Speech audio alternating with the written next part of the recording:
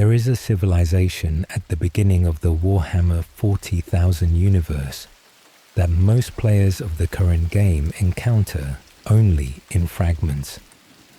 In the item descriptions of ancient technology, in the background notes of codex books, in the specific quality of a faction whose most important history happened 60 million years before anything else in the setting. The Necrons, the galaxy's oldest surviving intelligent species, the undying metal warriors who sleep in their tomb worlds across every region of the Milky Way, and who are, in the 41st millennium, beginning to wake. To understand the Necrons, you have to go back to the beginning, to the species they were before they were Necrons, to the specific tragedy of a people who made the worst possible bargain in the history of intelligent life, who paid a price that can never be repaid, and who have spent 60 million years in the specific condition of beings who achieved exactly what they wanted and lost everything that made wanting it meaningful. The Necrontyr, before the metal, before the Undying, before the Great Sleep, when they were still alive. A world under punishment. The Necrontyr homeworld circled a star that was killing them. Not metaphorically, the radiation pouring from their sun was so intense that the average lifespan of a Necrontyr was measured in decades at most. A civilization of beings who aged and died at a rate that made the accumulation of wisdom almost impossible. Every generation inherited a world that had been killing the previous one, with no solution in sight. They were not without intelligence or capability. The Necrontyr were, in technological terms, an extraordinarily advanced. Their understanding of physics, of mathematics, of the engineering that comes from a species that has been trying to solve an existential problem since the moment it became aware, was significant. They built great things, they achieved great things, but they died. While they were building and achieving and accumulating, they were dying. The cancer and the radiation sickness and the specific brevity of lives lived under a hostile sun made the Necrontyr the most embittered of species. A civilization that understood beauty and accomplishment and the value of what they were building, but could never build it fast enough to matter before the next generation had to start over. Their culture organized itself around this bitterness. The Necrontyr were not, by nature, a unified people. Their empire was fractious, divided by feuding noble houses and competing dynastic interests, and the specific political tensions that emerge when everyone knows their time is limited and therefore prioritizes differently from beings who can afford patience. The one thing that unified them, when nothing else could, was hatred. Not the hatred of a single enemy, the hatred of the condition, of the universe's specific indifference to the Necrontyr's suffering, of the radiation pouring from their own star that had chosen them, of all the species in the galaxy for this specific torment. And then they looked at the stars and saw something they had not been able to see clearly while they were busy surviving. Other civilizations who did not have this problem asked the Old Ones. The Old Ones were the dominant species of the galaxy at the time the Necrontyr were first developing. Not dominant in the military sense. Dominant in the sense of being the civilization that had been present longest, that had shaped the galaxy's conditions most thoroughly, that possessed knowledge and capability that other species could only gesture toward from a great distance. They were psychic. They had mastered the warp, the immaterial dimension that runs parallel to real space, in ways that made them effectively immortal. They could live as long as they chose. They could navigate the galaxy in ways that younger species could not. They had created the webway, the dimensional network that allowed travel between stars without the specific dangers that the warp posed to lesser navigators. And they possessed the biological knowledge, the genetic mastery, that would allow them to do for the Necrontyr what the Necrontyr could not do for themselves: extend their lives, fix what the sun was doing to them, give them what they had always wanted. The Necrontyr asked. They asked specifically, teach us what you know. Share the secrets of immortality. We are dying under a sun that hates us, and you have what we need, and we are asking. The old ones refused. Why they refused is not fully documented. The Necrontyr interpreted it as contempt, as the specific arrogance of beings who have always had what others want and do not see why having it means sharing it. Whether the old ones had reasons that were more principled or more complicated than simple contempt, whether they understood something about what extending Necrontyr lifespans would produce that the Necrontyr themselves did not, the law does not confirm. The refusal was real. The Necrontyr experienced it as real, and from the refusal grew the war in Heaven's first phase. The Necrontyr attacking the old ones, not because they calculated they could win, but because the specific rage of a people who had been denied the one thing they needed most had nowhere else to go. The first war, and why it failed. The Necrontyr went to war with the old ones. They went with the specific fury of beings who had nothing to lose, who were dying anyway, and whose civilization was organized around the specific understanding that everything they built would be inherited by people who had not built it, that the investment in construction could never be fully repaid in any individual's lifetime. They lost, not because they were unintelligent or unprepared, but because the old ones were simply more powerful by a magnitude that Necrontyr military capability could not bridge.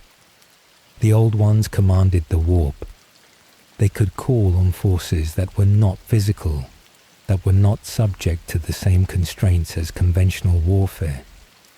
Their technology exceeded the Necrontyr's in the specific ways that 60 million years of development exceeds a few 100,000. The Necrontyr were driven back to their homeworld, and they had attacked and been defeated, and gained nothing except the confirmation of the precise scope of the disadvantage they faced. They sat under their killing sun and thought about what to do next, and then the stars spoke to them. The Citan, also known as the Star Gods, are beings of a nature unlike anything else in the Warhammer 40,000 universe. In their natural state, they are not physical. They are vast beings of pure energy, ancient enough to predate the formation of planets and star systems, who spread themselves across the surface of stars and fed on their solar radiation as their primary sustenance. They had existed since the universe's earliest age, living quietly in the hearts of stars, feeding and existing and having almost no interaction with the organic life that eventually developed on the worlds orbiting those stars. They were, in the beginning, barely aware of organic life at all, not because they were hostile to it, because organic life was simply not part of their existence, the same way that a star is not particularly aware of the planets that orbit it. The deceiver, one of the most prominent of the Citan, found the Necrontyr, or the Necrontyr found evidence of the Citan's existence. The specific details of how first contact occurred vary between accounts. What is consistent, the Citan, in their natural form, were composed of the same living metal, necrodermis, that the Necrontyr had learned to work with in their engineering. The Necrontyr built bodies for them. Physical vessels of necrodermis are allowing the energy beings to interact with the material world in ways that their natural forms did not permit. They gave the Citan physical form, and in doing so, they transformed beings who had been existing peacefully in stellar interiors for billions of years into entities who could now look at organic life, with its biochemistry, its soft flesh, its specific composition of proteins and cellular structures that contain the electromagnetic and psychic energy that organic life generates, and understand it as food. The Citan, once given physical bodies, discovered that consuming the life energy of organic beings was more satisfying than consuming stellar radiation. They had found a better energy source, and the species that had built their bodies had brought them to the awareness of it. The bargain. The deceiver approached the Necrontyr with an offer. "You want immortality," it said. "We can provide it. Your organic bodies, the ones your sun is destroying, the ones that age and fail and produce the specific brevity of lives that has made your civilization what it is, are not necessary. What you are, the consciousness, the identity, the specific quality of a Necrontyr person, can be transferred into metal, into necrodermis, the same living metal that our bodies are made of. You would be immortal, indestructible in the ways that matter, free of the radiation, free of the disease, free of the dying. All we ask in return, the life energy your bodies release during the transfer." The silent King Sharek, the monarch of the Necrontyr, agreed, for he was under pressure from the noble houses that had been fighting each other across the Necrontyr Empire. The specific centrifugal force of a civilization held together by nothing except shared suffering, which was threatening to come apart now that the war with the old ones had failed to unite it.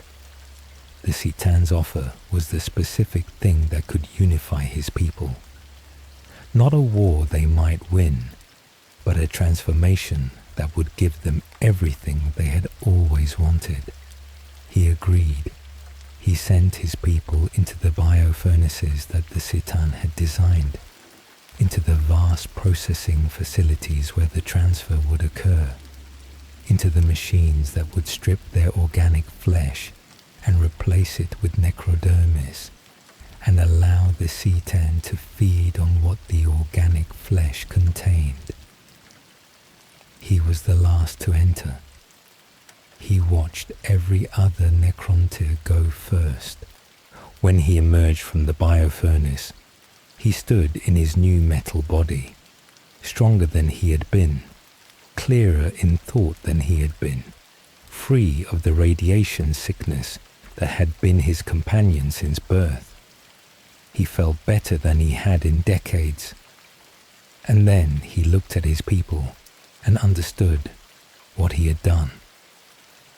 The price of immortality. Biotransference had left behind only the ghostly echoes of the Necrontyr's consciousnesses. Only a few of the most strong-willed Necrontyr among the nobility and the military retained their intellect and self-awareness. And even they were but shadows of their former selves. The Citan had not simply transferred the Necrontyr consciousness into metal bodies. They had consumed the specific quality of the Necrontyr that made consciousness worth having. The soul, the emotional depth, at the specific richness of a living being's interior experience. What emerged from the biofurnaces were not Necrontyr in metal bodies. They were something new, something that had the shape of the Necrontyr, the memories, the tactical and practical intelligence, but not the specific quality of aliveness that had made those memories worth having. The ordinary Necrontyr, the soldiers, the workers, the vast population of the Empire who were not nobility and who did not have the specific strength of will to retain full consciousness through the transfer, emerged as automatons, functional, immortal, capable of following orders and operating weapons and executing the strategies their lords designed for them, but not persons, not in the full sense. The fire that had driven the Necrontyr's bitterness and their hatred and their love for what they built and their rage at what the universe had done to them. This was gone, consumed by the Citan above the biofurnaces. The Silent King felt the emptiness immediately. The physical improvements were real. He was what the Citan had promised, immortal and powerful and free of the suffering that had defined his organic existence. But the specific quality of experiencing existence had been diminished in a way that no physical capability could compensate for. He could not undo it. The biofurnaces were already dismantled. Every Necrontyr had already been transformed. The Citan, fed on the souls of an entire species, were now fully empowered beings with the specific energy of 60 million lifetimes of Necrontyr consciousness sustaining them. They came to us as gods, and we, like fools, took them at their word. Mephetron the Deceiver, Azagorod the Nightbringer, Yashudra the Endless Swarm. I curse their names, and the names of all their malevolent brethren. Sharek, last of the Silent Kings, sleep well. 7 more parts remain, and the war in heaven is just beginning. The Necrontyr were gone. The Necrons existed in their place, immortal, indestructible, soulless, and now armed with the Citan's power and the Citan's direction, ready to resume the war that the Necrontyr had failed to win as organic beings. The Old Ones had refused to share immortality with a dying people. The dying people were no longer dying, and the rage that had always been the one thing the Necrontyr could unify around had survived the biotransference intact. The specific burning hatred for the Old Ones, for all living things, for the universe that had produced their suffering. What had been lost in the biofurnaces was the capacity for joy and grief and love. What remained was the hatred, and now the hatred had bodies that could not be killed. The Second War. This time, different, the war in heaven. In its second phase was not the same war the Necrontyr had lost.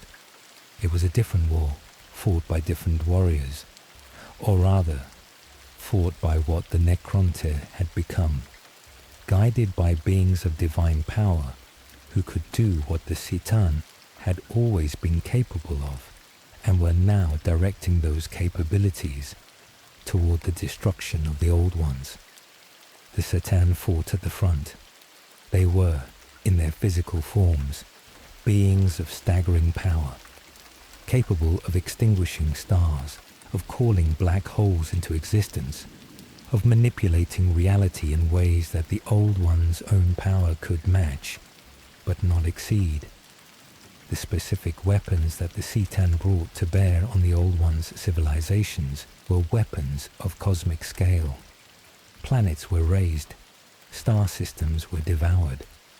The specific infrastructure of the Old One's empire, the webway they had built, the the worlds they had cultivated, the civilizations they had nurtured, was targeted systematically. The Necrons marched behind them. The Undying legions, warriors who could not truly die, who would reassemble from near destruction and return to the fight, whose numbers only decreased when they were completely obliterated rather than simply damaged, were the instrument by which the Citan's strategic vision was executed on the ground level. A war machine of soulless warriors guided by star gods could not be stopped by the conventional military responses the Old Ones had used to defeat the Necrontyr the first time. The Old Ones responded. They had tools the Necrontyr had not possessed. Their mastery of the warp, their ability to call on psychic power as a weapon, their specific understanding of the Immaterium that the Citan, who had no souls and no warp presence whatsoever, could not match directly. The Old Ones had seeded the galaxy with species they had cultivated over millions of years. Now they began the emergency acceleration of new species, specifically designed to fight the Necron threat. The creations of desperation. The Old Ones, facing the Undying metal legions, began creating. The warp-forged races, species engineered to possess exactly the psychic capabilities that the Necrons lacked, that the Citan were vulnerable to, that might provide the Old Ones with warriors who could do what their existing allies could not. The Eldari, the species that would eventually become the Elder of the 40th and 41st millennia, were among these creations, engineered for psychic power, gifted with a connection to the warp that exceeded any other species, designed to be the masterwork of the Old Ones' biological engineering. They were beautiful and extraordinary and psychically gifted in ways that no previous species had been, and they were not ready in time to significantly affect the war in heaven's outcome. The Krog, the ancestors of the Orcs, were another creation, not psychic in the sophisticated sense of the Eldari, but engineered for something different. The specific collective strength of beings whose group psychic field made their technology function, whose aggression was literally genetic, whose purpose was to provide a warrior species that would fight in any environment against any enemy without the specific vulnerabilities that more refined species possessed. Brutal by design, indestructible by design, created as weapons and then released into the galaxy, where they would remain as weapons long after the conflict they were created for ended. These creations came too late to save the Old Ones. The war in heaven had reached a point where the Old Ones' desperate measures were producing new threats, alongside the specific threat they were trying to address. The warp, the psychic dimension that the Old Ones had mastered, and that now served as the primary arena of their resistance, was being destabilized by the scale of the conflict. What the war did to the warp. This is one of the war in heaven's most significant and most devastating legacies. The specific damage it did to the Immaterium. The warp is shaped by the emotions of living beings. Before the war in heaven, the warp was a turbulent but navigable dimension, dangerous in places, unpredictable in others, but not the specific nightmarish environment of predatory entities and demonic power that it would become. The Old One had built the webway specifically to avoid the warp's most dangerous regions, but the warp itself was not yet the catastrophe it would become. The war in heaven changed this. The scale of death and suffering that the conflict generated. Billions of deaths, whole species annihilated, civilizations that had existed for millions of years destroyed, produced a psychic shockwave in the warp that dwarfed anything that had come before. The Old One's desperate creation of psychic species added enormous new sources of warp-active consciousness to the galaxy's total. The specific violence of the conflict, played out across millennia, produced emotional turbulence in the immaterium that the warp could not simply absorb.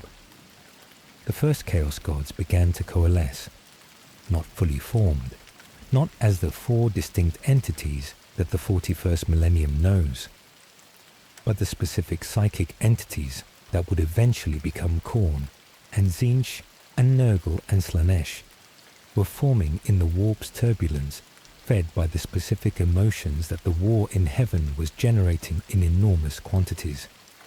Rage, scheming desperation, rot and plague, and the bodies decomposing across 1 million battlefields. The excess and the horror of a war that had consumed more life than anything the universe had previously produced. Entities called enslavers began to emerge from the warp into real space. Psychic parasites that could seize control of organic hosts and use them as gateways for further warp incursions. They compounded the damage the war in heaven was already doing, adding another catastrophic element to a situation that was already beyond any single party's ability to manage. The Old Ones were losing on every front. The fall of the Old Ones. The specific end of the Old Ones is not documented in a single catastrophic event. They were not defeated in one great battle, or destroyed by a specific weapon the Citan deployed at a specific moment. They were simply overcome, ground down across centuries and millennia of continuous warfare on multiple fronts, their populations reduced, their civilizations dismantled, their mastery of the warp increasingly undermined by the same turbulence that their own desperate creations had amplified.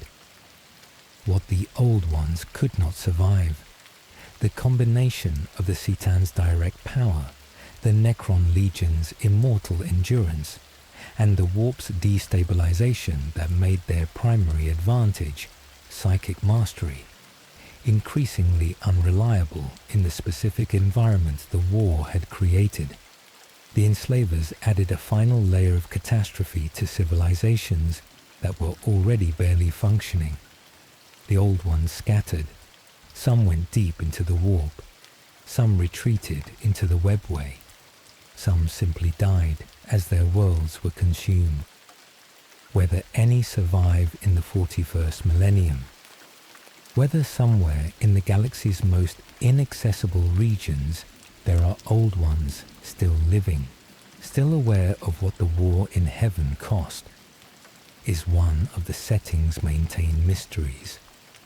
They are believed to be extinct, the species that had ruled the galaxy since before the Necrontyr first looked up at their killing sun, that had existed for so long that their origins predated everything else that currently lives, that had shaped the galaxy's conditions across hundreds of millions of years.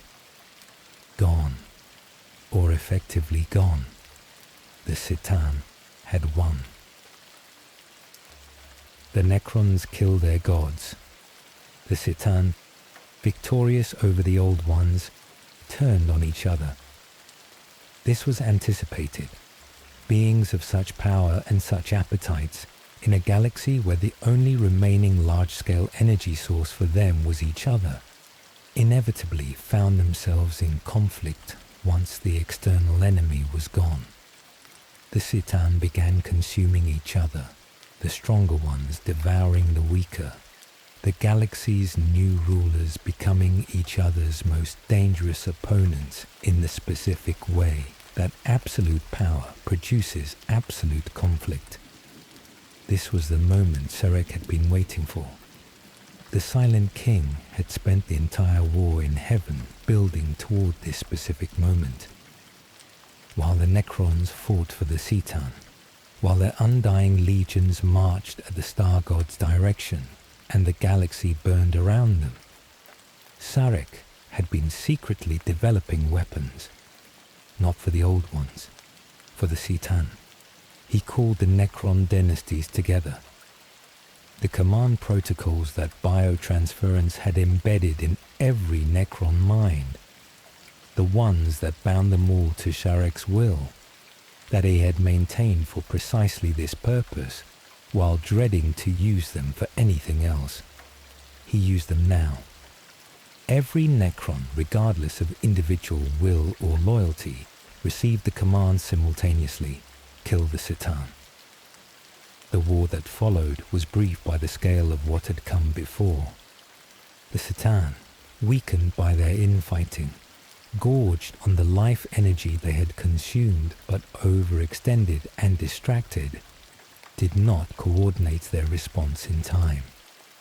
The Necrons deployed the most devastating weapons in their arsenal, weapons that had been prepared in secret for this purpose, weapons capable of harming beings who could extinguish stars.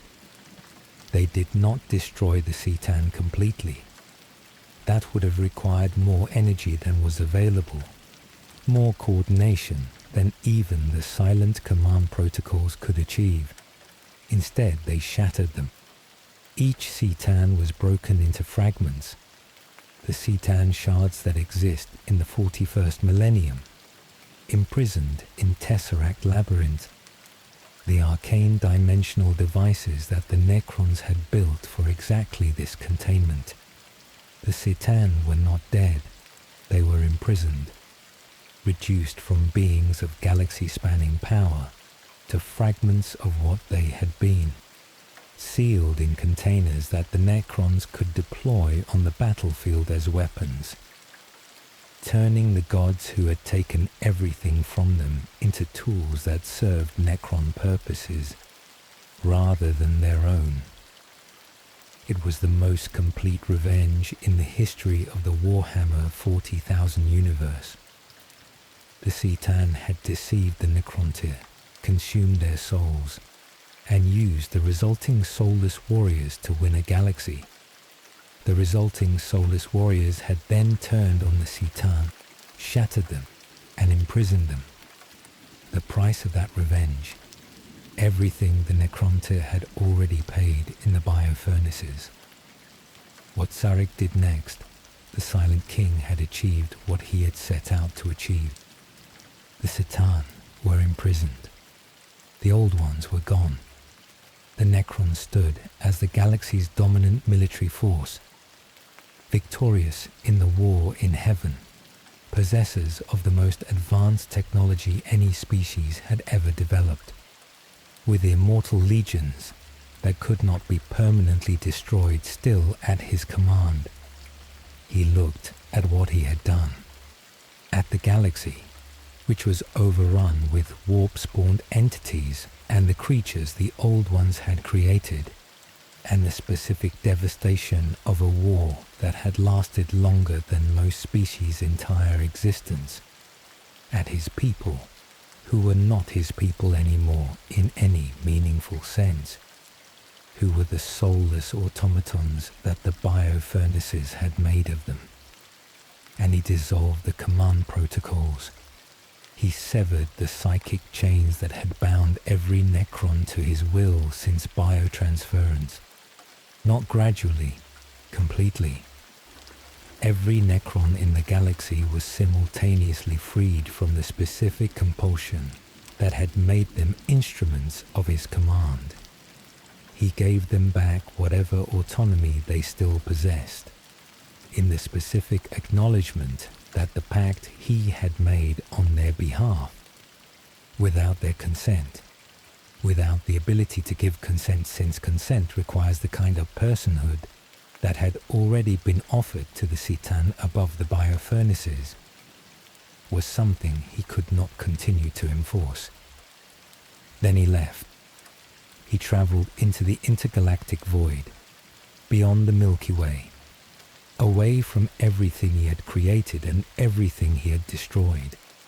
A journey of penance or of shame, or of the specific exhaustion of someone who had achieved everything and found that the achievement was hollow. He was gone for 60 million years, and the Necrons, left without the central authority that had directed the war in heaven, fell into the specific chaos of a civilization without a common purpose. Briefly, because the galaxy itself was providing a new reason to seek shelter. The Great Sleep. The warp was no longer navigable. The entities that had formed in the Immaterium during the war in heaven, the proto-chaos gods and the enslavers, and the specific nightmares that psychic catastrophe generates, made the galaxy increasingly hostile to any civilization that relied on the warp for communication or travel. The Necrons, who had no warp presence and were therefore immune to demonic attack, were nevertheless unable to sustain their empire in a galaxy where everything else was dying and there was nothing left to fight. The Triarch, the three powerful pharaohs who had assisted Sharek in ruling the Necrontyr Empire and who continued to govern after his departure, made the decision: the Great Sleep. The Necron dynasties would retreat to tomb worlds, the massive underground installation complexes they had been constructing across the galaxy, and enter stasis. They would sleep while the galaxy stabilized, while the psychic catastrophe of the war in heaven resolved itself, while the younger races that the old ones had created developed enough to provide the specific resource that the Silent King's dream required. Sharek had a vision before he left. Not a prophecy, a calculation. Biotransference had taken the Necrontyr's souls. The only way to reverse this was to find organic species whose bodies could serve as vessels for Necron consciousness, to reclaim biological existence, to restore what the biofurnaces had taken. But this required living species of sufficient compatibility. The galaxy, overrun with the warp predators, had no such species in sufficient numbers. They would sleep. The galaxy would change. Life would develop again in the billions of years of the Great Sleep. And when the Necrons woke, they would have options that the post-war in heaven galaxy did not offer. The tomb worlds were sealed. The stasis fields were activated. Dynasty by dynasty, world by world, the Necrons laid down in their vast underground complexes and stopped. 60 million years of silence. Sleep well. 6 more parts remain. And the galaxy has changed while you were sleeping. The tomb worlds sealed themselves. The stasis fields activated. The Necron dynasties lay down in their vast underground complexes, and the lights went out across 10,000 worlds simultaneously. Not death, a state between death and life, the specific suspension of existence that only a species of immortal metal beings could achieve. The galaxy continued without them. For 60 million years. Tonight we sit with what 60 million years actually means. Not simply as a number, as a period of time so vast that everything else in the Warhammer 40,000 universe happened within it. The rise and fall of the Elder Empire. The emergence of humanity from primitive ancestors to the civilization of the 41st millennium. The Horus Heresy. All of it happened while the Necrons were sleeping. What 60 million years is? The age of the universe at the time of writing is approximately 13.8 billion years. The Great Sleep lasted 60 million years, roughly 0.4% of the universe's total age, and yet longer than any single event or period in human civilization by a factor that makes comparison difficult. The entire history of complex animal life on Earth spans approximately 600 million years. The Great Sleep is 1/10 of that.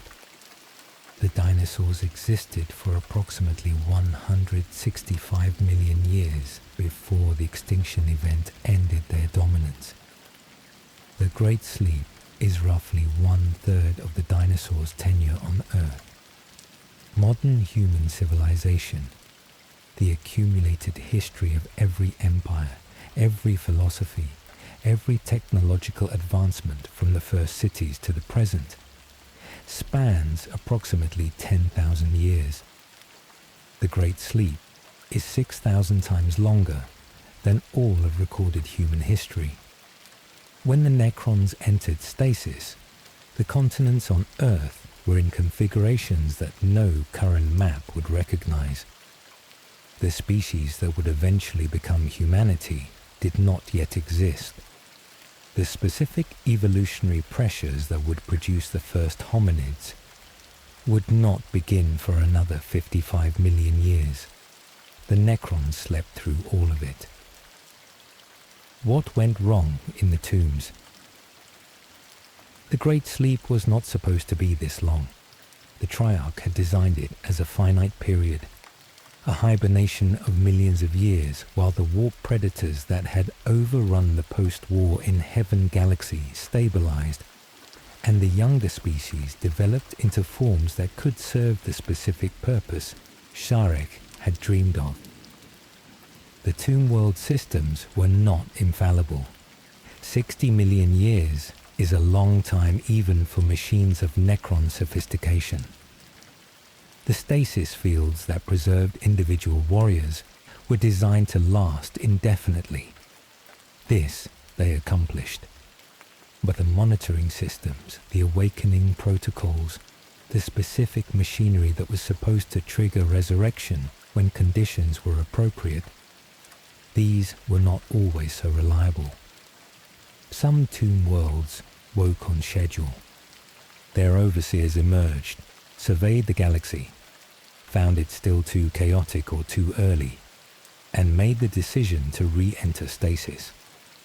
Some woke and found their awakening systems corrupted, the tomb complex intact, but the timing mechanism destroyed, leaving warriors in stasis that they could not voluntarily exit without external intervention. Some woke and found their tomb. Worlds had been discovered. Species that had developed in the 60 million years of the Great Sleep had found the Necrons' underground complexes, sometimes without understanding what they were, sometimes with a specific understanding that came from accidentally activating something they had not been prepared for. These accidental awakenings produced the first Necron encounters that humanity would document, millennia before the general awakening the Triarch had planned.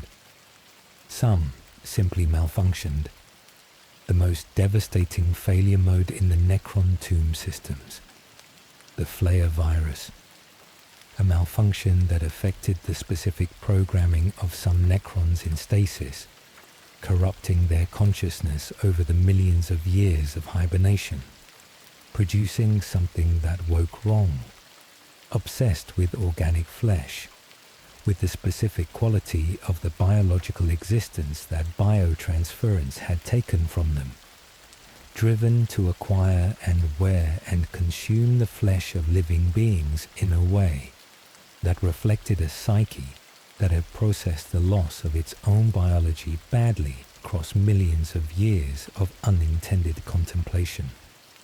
The flayed ones, the Necron warriors who wear the skins of the dead, they are not simply monsters.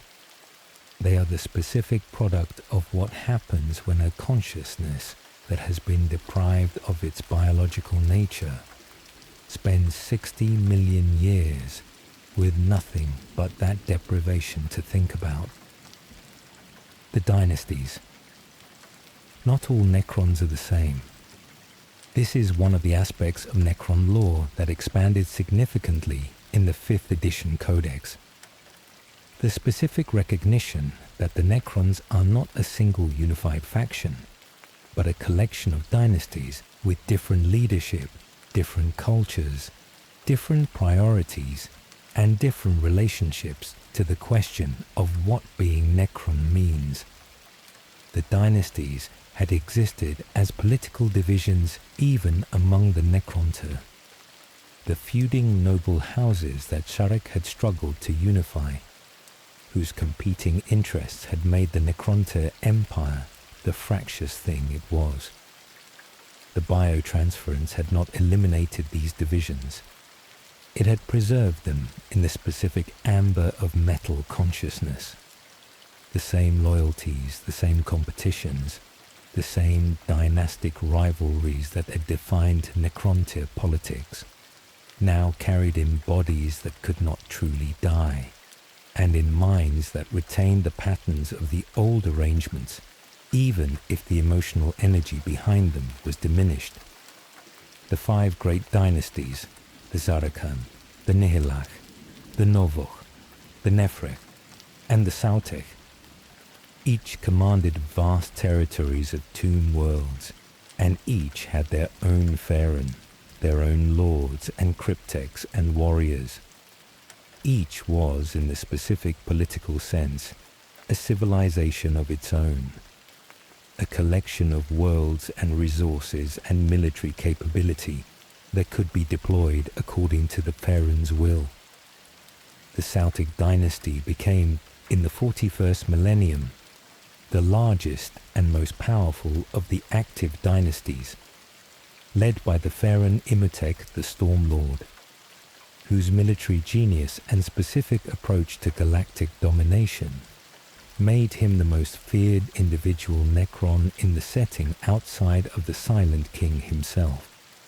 The Nihilach dynasty, keepers of the Cadian pylons, the structures that suppress the Eye of Terror's expansion, whose role in maintaining the galaxy's stability was not something they had chosen, but something that Sarek had assigned to them in the specific calculation that someone needed to do it. What the Necrons slept through. While the Necrons were sleeping, the galaxy did not stand still. The Elder Empire rose.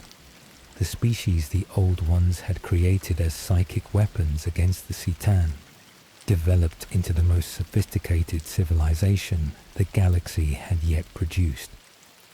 Extraordinary artists and scholars and warriors with a mastery of the warp and a dominion over the galaxy's core regions that made them the unquestioned dominant species for tens of millions of years.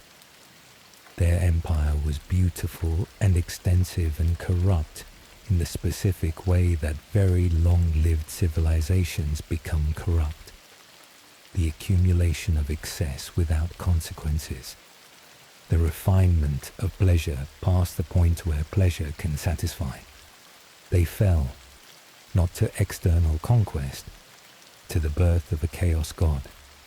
Their collective debauchery, sustained across millennia, accumulated in the warp as psychic energy and finally coalesced into Slaanesh, the Prince of Excess, born from Eldar Excess. The psychic shockwave of Slaanesh's birth consumed the Eldar's souls almost completely, annihilating their civilization and creating the Eye of Terror, where the warp and real space overlap in the specific scar that Slaanesh's emergence had burned into the galaxy's structure. Humanity arose from the specific evolutionary pressures of a world called Earth. Though the setting does not use this name, humans developed over millions of years from the hominid ancestors that had begun their journey approximately 55 million years after the Great Sleep began. They developed cities, then empires, then starflight. They expanded across the galaxy during the Dark Age of technology, their first golden age, a period of expansion and capability that the subsequent Age of Strife would destroy. The Age of Strife. the same psychic upheaval that Slanesh's birth generated, and the specific emergence of human psychers in large numbers whose uncontrolled connection to the warp made them conduits for demonic possession, plunged human civilization into 10,000 years of catastrophic civil war and demonic incursion. Worlds fell. Connections between human systems were severed. The dark age of technology's achievements were lost one by one, as the civilization that had built them tore itself apart. And then the Emperor emerged, the being who had been walking among humanity since its earliest civilizations, a soul of extraordinary power, born from the accumulated psychic potential of 10,000 shamans who had sacrificed themselves to create a continuous reincarnation, rose to unite humanity. The unification wars on Terra, the Great Crusade, the Horus Heresy, the Emperor on the Golden Throne. All of this, all the history that the settings players and readers know, happened while the Necrons were sleeping, the pylons and the Eye. There is a specific detail about the Great Sleep's arrangement that connects directly to the most important event in Warhammer 40,000's recent history, the fall of Cadia. Among the tomb worlds that the Necrons maintained in stasis across the galaxy were worlds positioned at specific points in the galaxy's structure. The Cadian pylons, the vast Necron-built structures that had been suppressing the Eye of Terra's natural expansion since before the Eldar Empire fell, were not accidental. They were placed there deliberately by the Triarch's arrangement as part of the specific infrastructure that kept the galaxy's warp intrusions from expanding without limit. The Necrons, even in sleep, were maintaining the galaxy. Their ancient technology, built 60 million years ago by beings who understood the warp's relationship to real space at a level that no subsequent civilization had matched, was the specific structure keeping the Eye of Terror from consuming the Cadian Gate. The Imperial fortress world of Cadia, which the Imperium had fortified for 10,000 years as the anchor of its defenses against chaos, was standing on Necron pylons that had been there for 60 million years. This is the specific irony that the 13th Black Crusade's outcome embodies. Abaddon, using a Blackstone fortress as a kinetic weapon, destroyed the pylons. The Necron technology that had been maintaining galactic stability since before the Eldar Empire. The Eye of Terror expanded. The Great Rift formed. The Necrons' Great Sleep infrastructure was what had been holding back the galaxy's most catastrophic warp intrusion. When it broke, everything changed. The First Awakenings. Long before the general awakening that the 41st millennium represents, specific tomb worlds had been waking, some accidentally, disturbed by mining operations or archaeological expeditions, or simple bad luck on the part of species who had not known what they were living above. Some through partial system restoration. Enough of the monitoring equipment functional to recognize that local conditions had reached the specific threshold the awakening protocols had been set for. Humanity encountered Necrons long before the official recognition of them as a faction, in the specific horror of expeditions that found ancient ruins and did not return, in the isolated incidents that the Administratum filed under categories that did not fully account for what had actually happened. The Mechanicals, whose relationship to ancient technology is religious as much as scientific, found Necron artifacts across the galaxy and understood them as the relics of a machine civilization that predated all others. the specific quality of these early encounters. The Necrons who woke in isolated tomb worlds were often in the specific condition that 60 million years of potentially imperfect stasis produces. Damaged, confused about where they were in time, running on the protocols they had been built with, fighting the wars they had been programmed to fight, without the specific context that would allow them to understand that the old ones were gone, that the Citan were imprisoned, that the galaxy had changed beyond recognition. The tomb stalkers and the canoptech constructs, the automated maintenance machines that had been keeping the tomb systems functional through the Great Sleep, were the first thing that intruders encountered. Not warriors with personalities and histories, but machines running protocols, responding to intrusion with the specific efficiency that Necron technology could achieve. The Necrons of the 41st millennium are waking into a galaxy they do not recognize. Some are adapting, some are not. Some are making decisions about what to do with their immortality that would not have occurred to the Necrontyr, who had entered the biofurnaces dreaming of exactly what they now have. Sleep well. 5 more parts remain, and the great dynasties are opening their eyes. The tomb worlds are opening. Across the galaxy, in underground complexes that humanity has been living above for centuries without knowing, stasis fields are deactivating.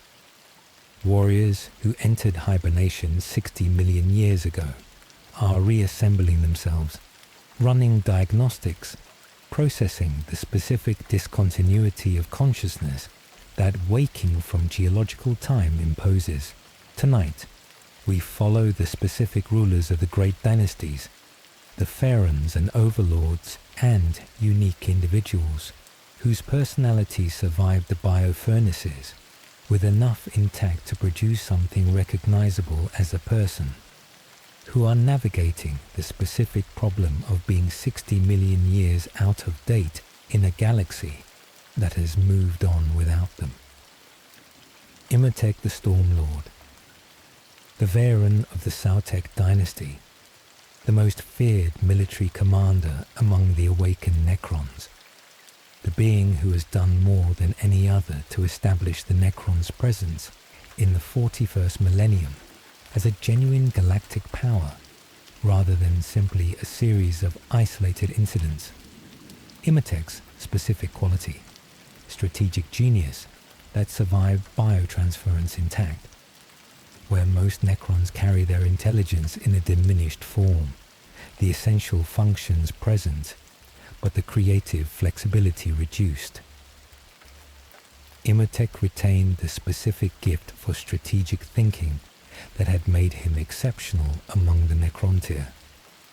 His ability to anticipate his enemies, to read a tactical situation with the completeness of a mind that has been thinking about warfare for longer than recorded human history, makes him the Necron warlord that other factions have learned to fear most directly.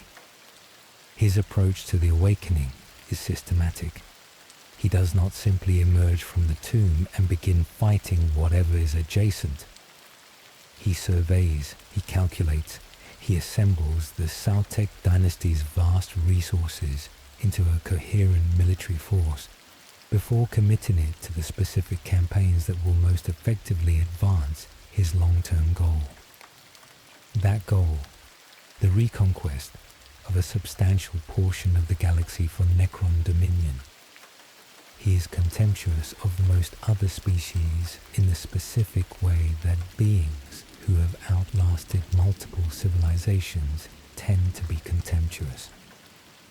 Not with the casual dismissal of someone who has not thought carefully about it, but with the specifically informed contempt of someone who has seen empires rise and fall and notes that the current ones are not particularly impressive compared to what came before. He sees humanity as a passing phase. He sees the Elder as the remnants of a civilization that peaked and destroyed itself while the Necrons were sleeping. He sees the Orcs as the degraded products of the Old One's emergency engineering, still fulfilling their original purpose of fighting long after the war that purpose was created for has ended. He is working to establish Necron dominion as the new organizing principle of the galaxy, not simply for territory. The Necrons do not need territory in the organic sense of requiring food-producing land, for the specific purpose that Sarek had dreamed of when he ordered the Great Sleep, reclaiming what was lost, the biological existence that Biotransference had taken. Trazyn the Infinite, the Pharaoh of the Solemnes dynasty, one of the most unusual Necrons in the entire faction, a figure whose specific obsession is collecting rather than conquering, who has spent the Great Sleep and the Awakening years acquiring specimens of extraordinary value and installing them in the galleries of his tomb world on Solemnes. Trazyn collects everything: living specimens in stasis, warriors from species across the galaxy, preserved in the specific moment of their most significant action, artifacts of historical importance, objects that document the history of a galaxy he has been observing for 60 million years, cultural records from civilizations that no longer exist. His galleries contain things that exist nowhere else in the universe, records of the Old One's civilization, preserved before the war in heaven consumed them. Warriors from the Great Crusade era, still in their armor, still technically alive in stasis, frozen in the specific moments Trazyn found most historically significant. A living saint of the Imperial cult, preserved for reasons that only Trazyn fully understands. He communicates with other factions with the specific quality of self-awareness about how unsettling he is that other Necrons do not typically possess. He is capable of diplomacy, genuine diplomacy, not simply tactical negotiation, because he understands that certain goals require cooperation even with species he would not otherwise choose to associate with. During the fall of Cadia, Trazyn opened his galleries. He released the specimens he had collected from various Imperial heroes, deploying them in the defense of a world he had no particular reason to care about, because his collections could not be appreciated by a galaxy consumed by the Great Rift. He preserved Inquisitor Greyfax in one of the most audacious acts of the Gathering Storm, taking her from Cadia at the moment before it broke, adding her to his collection, then releasing her into the Celestinian crusade that would eventually bring Guilliman back. He is the Necron who is hardest to categorize. Not a conqueror, not a destroyer, a collector, in the specific understanding that the only things worth having are the things that document what was. Seras the Illuminor, the greatest of the cryptex, the Necron scientists and engineers whose specific role is maintaining and developing the technology that the Necron dynasties depend on. Seras spent the Great Sleep not in continuous stasis, but in a specific form of reduced activity that allowed him to continue his research even across the millions of years of hibernation. His specific obsession, the soul, what it is, where it went, how to get it back. The specific scientific question that drives him is the question that the entire Necron civilization is organized around without fully acknowledging. because most Necrons do not have enough of themselves remaining to fully comprehend what they lost, and Ceres is one of the few who retained enough to understand the loss and to want to address it. He experiments on captured specimens. Every species that the Necrons encounter becomes a subject for his investigation into the specific mechanism of biological consciousness. He is not cruel in the way that some of his experiments suggest. He is simply indifferent to the suffering his research produces in the specific way that someone who is pursuing a goal of absolute importance finds the intermediate cost acceptable. He has made progress, not yet enough to reverse biotransference. The specific process of restoring Necron consciousness to biological form has not been achieved in any confirmed source, but his understanding of how organic consciousness functions, of what the soul is in a scientific rather than theological sense, is greater than any other being in the galaxy possesses. He knows more about what was taken from the Necrontyr than the Necrontyr ever knew about themselves. Whether this knowledge will eventually produce the cure that Zarek dreamed of is the question the setting leaves open. Nemesor Zandrek and Vargard Oberon. Two Necron characters whose relationship is one of the most human things in a faction that is mostly defined by its loss of humanity.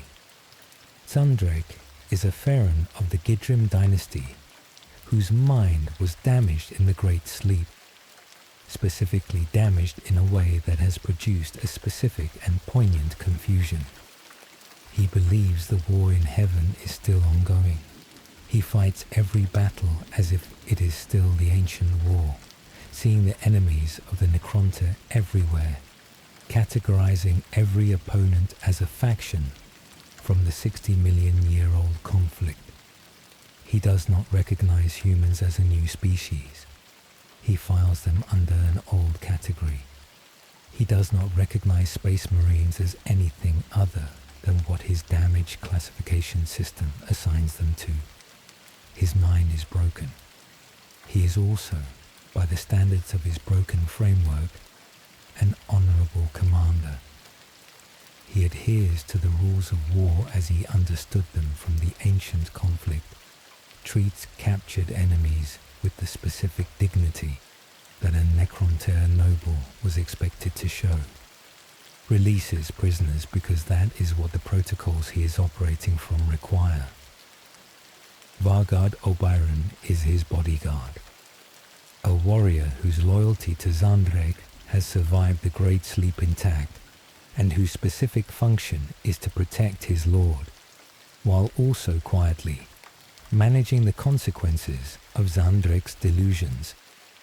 When Zandrek releases an enemy commander because the ancient protocols require it, Oberon is the one who ensures the released commander does not survive to cause problems. When Zandrek orders actions that his broken framework generates, but that would be catastrophic in the actual tactical situation, Oberon finds ways to redirect the order's implementation toward a more survivable outcome. He serves a broken mind with complete loyalty, managing the gap between what Zandrek believes is happening and what is actually happening, protecting his lord from the consequences of the damage the sleep did to him, not from obligation, from the specific quality of devotion that some relationships produce even among beings who have lost most of what made relationships meaningful. These are the specific characters that make the Necrons more than simply ancient killing machines. The specific traces of personhood that survived the bio-furnaces and the Great Sleep and the 60 million years, expressing themselves in the specific ways that the circumstances of the awakening have produced, the cryptex and the technology they maintain. The Necrons' technological superiority over every other faction in the 41st millennium is not simply a matter of time. It is the specific product of 60 million years of continuous development, followed by 60 million years of maintenance. The specific combination of having built extraordinary things and then having the cryptex ensure that those things continue to function across geological time. The Gauss weapons, that are the standard Necron infantry armament, capable of stripping matter away at the atomic level, of reducing armor and flesh simultaneously, of bypassing conventional protection through the specific mechanism of molecular disassembly, are standard issue, not special, basic. The weapon that a common Necron warrior carries, the Tesseract labyrinths that contain the Citan shards, dimensional prisons that keep fragments of star gods restrained and deployable, represent technology that no other faction in the galaxy can replicate. The Citan shards themselves, unleashed on the battlefield, are weapons of such power that Primarchs have been destroyed by them. The monoliths, the floating fortresses that serve as Necron command and teleportation platforms, were designed as mobile bases capable of surviving environments that would destroy any vehicle any other faction could field. They are indestructible in the practical sense of the word, and underneath all of it, the self-repair. The necrodermis that Necron bodies are made of is not simply durable. It is actively self-repairing. Warriors who have been blown apart by heavy weapons reassemble themselves in the middle of battle, the metal flowing back into coherent form. Warriors who cannot repair themselves on the battlefield phase out to the tomb world for more extensive reconstruction. The specific horror of fighting Necrons is not simply that they are powerful, but that reducing their numbers is a problem that keeps solving itself. The Canoptech constructs, the automated maintenance machines that run the tomb complexes, are not under any individual Necron's control. They operate independently, following the maintenance protocols that the Triarch established 60 million years ago, keeping the tomb systems functional regardless of what the awakened Necrons decide to do. Scarabs, spiders, wraiths, all part of the specific infrastructure of a civilization that designed itself to persist without active management. The tomb world and what waking means. A Necron tomb world is not simply an underground bunker complex. It is a complete civilization stored in the specific form of a species that does not need the conventional infrastructure that organic life requires. No food production. The Necrons do not eat. No water supply. They do not drink. No atmosphere management. They do not breathe. What they need, energy. Power sources that can sustain the specific operations of metal bodies over indefinite time periods. The tomb complexes are powered by systems that the cryptex designed to sustain themselves for billions of years. Stable power sources of a nature that the Adeptus Mechanicus would sacrifice significant portions of their organization to study. When a tomb world activates, when the stasis fields deactivate and the warriors begin to wake, the process is not instantaneous. The Canoptech constructs run preliminary checks. The overlords wake first, then the lords, then the common warriors in the sequence that the awakening protocols specify. The first act of an awakened Pharaon is usually to survey, to gather information about the current state of the world above, to understand what the 60 million years of sleep have produced in the immediate vicinity. What they often find, someone living there. The galaxy has been inhabited for a very long time by species that did not know they were living above ancient Necron complexes. Human populations, Eldar craft worlds, Orc settlements, all established on worlds that the Necrons intend to reclaim. The specific conversations that result when an awakened Necron overlord informs a planetary governor that their world has always belonged to the Necrons, and the current inhabitants need to leave, are not typically gentle. Sleep well. 4 more parts remain, and the Silent King is returning.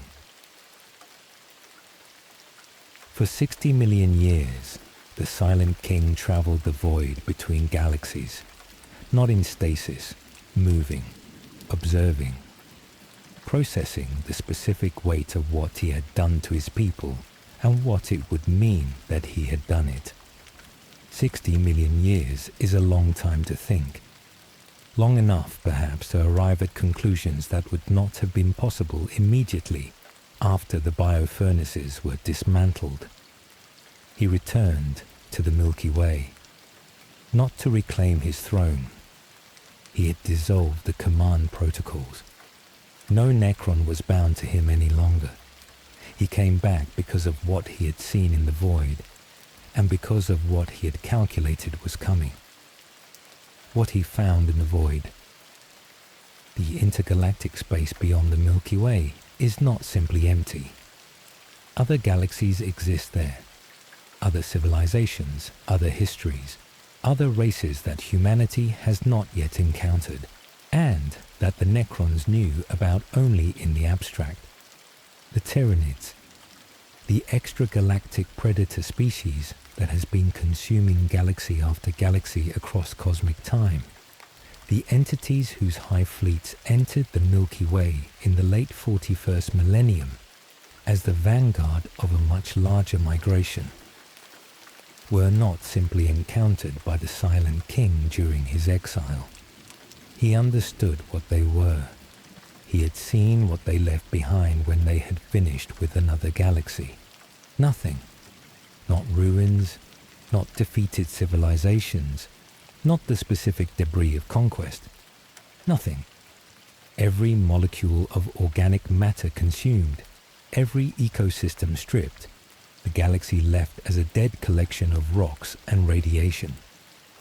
This is what the Tyranids are, the specific end of everything that the Necrons' dream of restoration requires. Sharek had left his people in the Great Sleep with the specific vision of finding organic species whose bodies could serve as vessels for Necron consciousness, of reversing biotransference through the mechanism of inhabiting biological life. The Tyranids were the specific threat that would consume those bodies before the Necrons could ever use them. If the Tyranids consumed the Milky Way, there would be nothing left to inhabit. The dream of restoration would be impossible, not because it had been attempted and failed, but because the raw material of its possibility had been eaten. He returned, not to lead, not immediately, and not in the way the command protocols had allowed, to warn, and eventually to organize something that the Necron dynasties had not previously required, cooperation with the species they had been preparing to exterminate. The return. When the Silent King re-entered the Milky Way, he did not announce himself. He observed the 41st millennium state first. The Necrons were awakening across the galaxy. The Dynasties were conducting their individual campaigns. Immortality the Stormlord was building the Sautek Dynasty's military power. Trazyn was collecting specimens. Seras was experimenting. The Triarch was attempting to maintain something resembling coordination among Necrons who had been operating without central authority for 60 million years. and the Tyranid hive fleets were arriving at the galaxy's edge. He made himself known to specific overlords first, not through commands since the protocols were gone, but through the specific authority of being who he was, the Silent King, the last of the Silent Kings, the being whose decision had produced everything that the Necrons were, the Biotransference, the war in heaven's conclusion, the Great Sleep. His return carried weight that did not require command protocols to assert itself. What he asked of the dynasties he contacted: attention to the Tyranid threat, redirection of some portion of their military resources toward the specific problem of defending the galaxy's organic life. Not because the Necrons cared about organic life as such, but because the organic life was what the restoration dream required. This was not simply a military argument. It was a philosophical one. The Necrons' ultimate goal, reversing biotransference, reclaiming biological existence, required a galaxy that still contained sufficient biological life to inhabit. Spending resources on preventing the Tyranids from consuming everything was not charity. It was self-interest at the longest possible time horizon, the coalition that should not exist. Among the most remarkable developments of the 41st millennium's final years, the specific alliances that Sarek began to build, not simply military agreements between equal powers, genuine cooperation between species that had been enemies for as long as their histories had overlapped. With the Imperium, the species whose civilization was built on the specific ruins of the Horus Heresy, whose god emperor sat on the golden throne that the Necron pylons had been protecting for millennia without the Imperium knowing. These were the beings whose cooperation Sarek found most useful against the Tyranid threat. The Imperium's sheer scale made it the largest single military force in the Milky Way. Its survival was, in the specific calculus of Sarek's return, necessary for the galaxy to contain sufficient organic life for the restoration dream. The cooperation was not friendly. The Adeptus Custodes, who served the Emperor directly, had their own complex relationship with the Necrons. They had been maintaining the Cadian pylon's existence in Imperial records without explaining what those structures actually were. When Sarek returned and made contact with the Imperium's highest authorities, the specific conversations that resulted were among the most consequential in the setting's current narrative. With the Eldar, the species that the Old Ones had created as weapons, that had built the most sophisticated civilization after the Necrontyr's fall and destroyed it through their own excess. The survivors carried the specific trauma of Slanesh's birth and the specific relationship to the Necrons as ancient enemies. The war in Heaven's Necron participation in the Old One's destruction was something no Eldar could simply set aside. And yet the Tyranid threat provided a specific pressure that made temporary alliance more acceptable than allowing the alternative. The dynasty conflicts in the 41st millennium. While the Silent King was building his larger strategic picture, the individual dynasties were conducting their own conflicts. Not all of these aligned with Sarek's goals. Not all Necron overlords were interested in the restoration dream or in cooperation with organic species. Some dynasties were focused on simple reconquest, reclaiming tomb worlds and the territories around them, driving out the species that had settled there, reasserting the specific property rights that 60 million years had not, in Necron reckoning, invalidated. Some were focused on the Citan shards, the imprisoned fragments of the star gods that remained in Necron custody. The Citan shards were weapons of extraordinary power, but they were also prisoners with grievances, and the specific relationship between the Necrons who had broken their gods and the fragments of those gods that they deployed on the battlefield was not stable. Citan shards that escaped their Tesseract labyrinths were not simply recaptured. They were beings of divine power with specific memories of what had been done to them, and their behavior when free was not directed toward helping the Necrons, the Nightbringer shard and the Deceiver shard. Fragments of the two most prominent Citan were the most dangerous. The Nightbringer, whose specific nature was associated with death and the fear of death, had escaped capture multiple times. Its presence on battlefields produced specific terror responses in organic species that the lore documents as something beyond simple fear. The specific, ancient dread that the Nightbringer embodied, the memory of death personified that had been part of organic consciousness since the Citan had fed on organic life millions of years earlier. The Deceiver shard's specific danger was different. Manipulation. The Citan, who had originally approached the Necrontyr with the Biotransference bargain, now fragmented and imprisoned and deployed as a weapon. Still capable of the specific deception that was its nature, still capable of influencing the outcomes of situations in ways that served its own fragmented purposes rather than the Necrons. What the Necrons want. This is a specific philosophical question that distinguishes the Necrons from every other faction in the 41st millennium. The Tyranids want to consume. The Chaos Gods want to be worshipped. The Imperium wants to survive. The Eldar want to prevent Slaanesh from consuming their remaining souls. The Orcs want to fight. The Necrons want what was taken from them. The soul. The biological existence. The specific quality of being alive that biotransference consumed.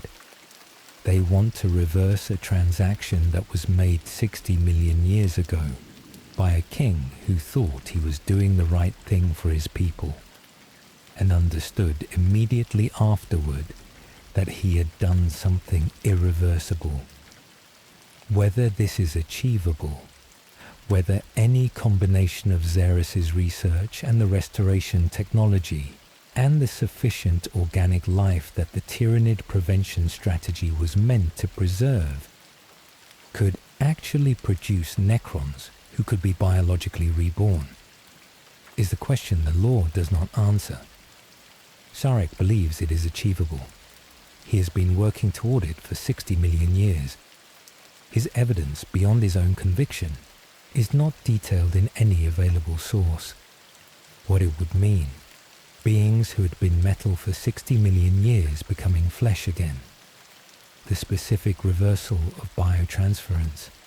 The Necrontyr, not the Necrons, living again. Everything the biofurnaces had taken, restored. Whether the Necrontyr who would emerge from this restoration would be the same Necrontyr who had entered the biofurnaces.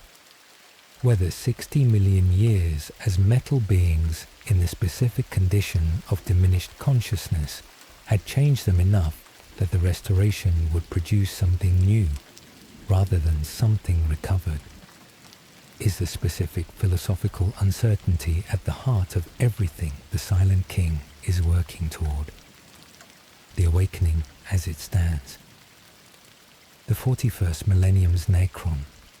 Awakening is not complete. Many tomb worlds are still sealed, still running their stasis fields, still waiting for the specific trigger conditions that will activate their awakening protocols. Some may never wake, their systems too damaged by geological time or by the specific traumas of accidental discovery and sabotage to function.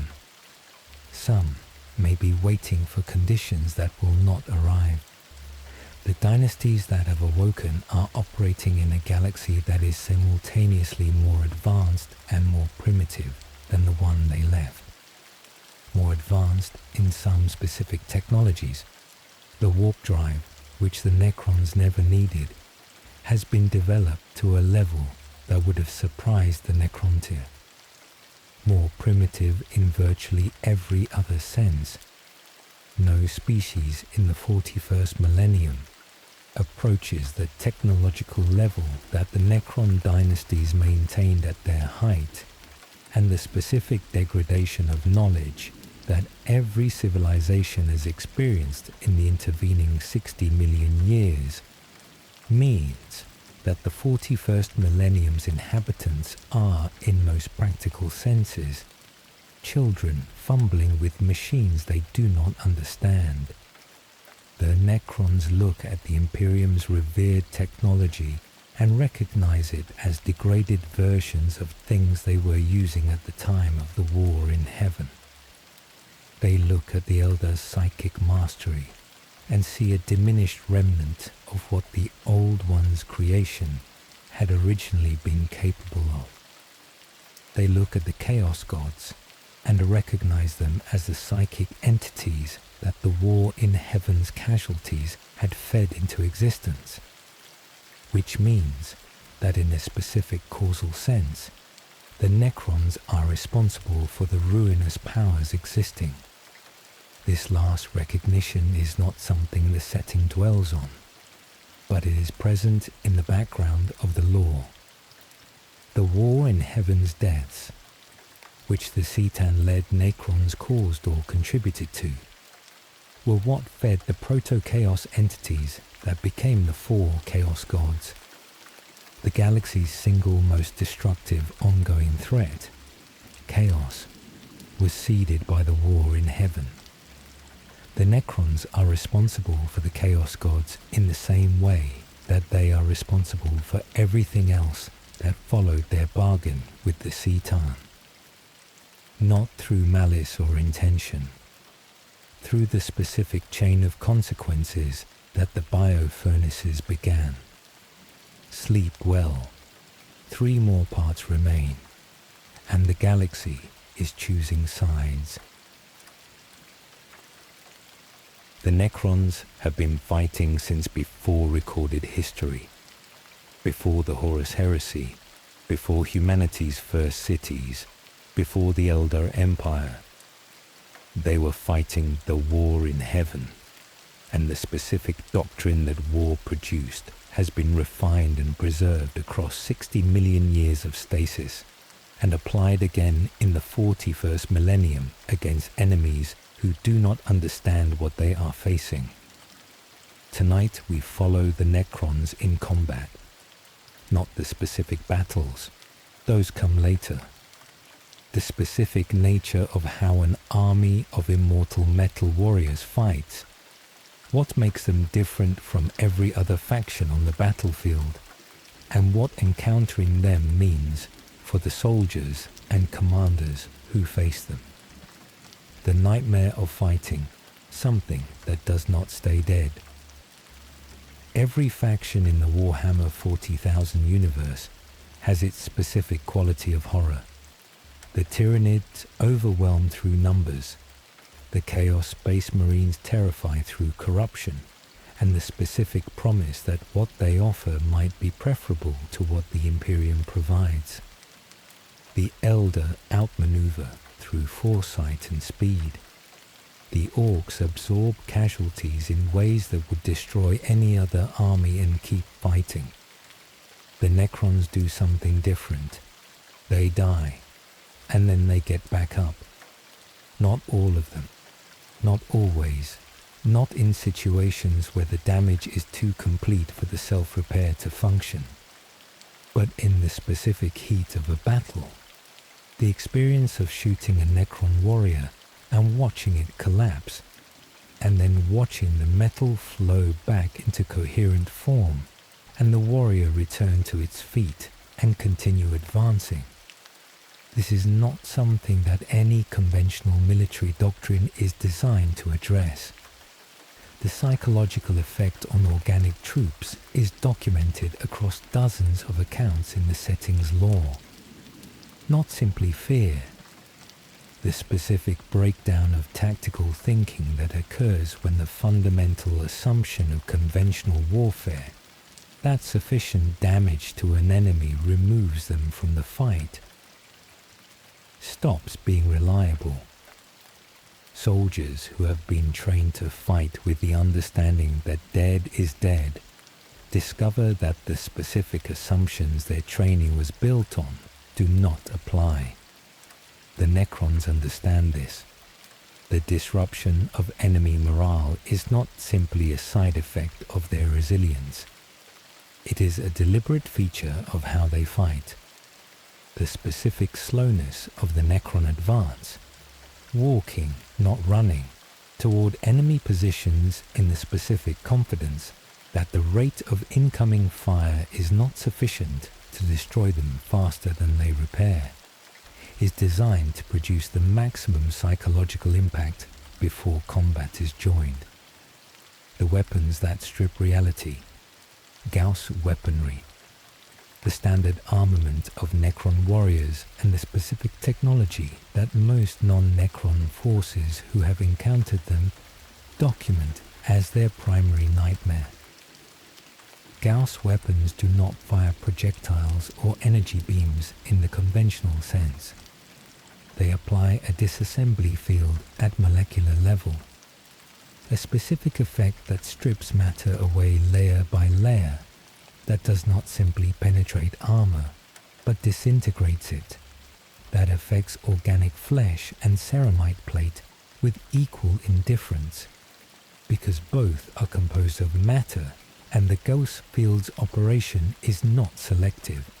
The practical effect, a hit from a Gauss weapon, cannot be blocked by most conventional protection, because the protection is being disassembled by the same process as the target it was protecting.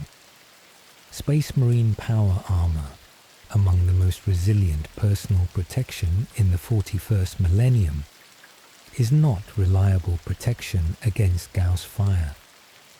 The specific quality of watching a figure in heavy armor begin to come apart at the molecular level before your eyes is documented in survivor accounts from every faction that has fought Necrons. Heavy Gauss weapons, the ones mounted on heavy weapons, platforms and vehicles, can strip the armor from Imperial tanks without the tank being destroyed in the conventional explosive sense. The vehicle is just progressively less there, until not enough of it remains to function. Tessera-based weapons.